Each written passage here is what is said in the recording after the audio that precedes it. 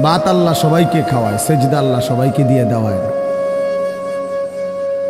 দুনিয়ার প্রয়োজন আল্লাহ সকলের প্রয়োজন পূরণ করে। জন্তু জানোয়ার, কুকুর বিড়াল, সাপ বিচ্ছু, কাফের মুশরিক বেঈমান নাস্তিক মুরতাদ, এদের সকলের দুনিয়াবি প্রয়োজন আল্লাহ পূরণ করে।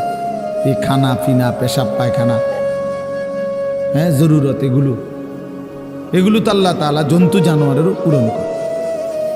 কিন্তু সেজদা, আল্লাহর গোলামি, আল্লাহর ইবাদত সবাইকে দিয়ে আল্লাহ করায় না।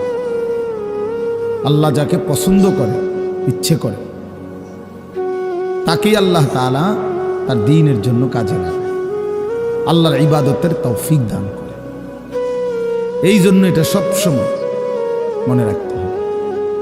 নবী সাল্লাল্লাহু আলাইহি ওয়াসাল্লাম দোয়া করতেন যে আল্লাহ, আমার ইবাদত, আপনার ইবাদত সুন্দরভাবে করার জন্য আপনি আমারে সাহায্য করেন।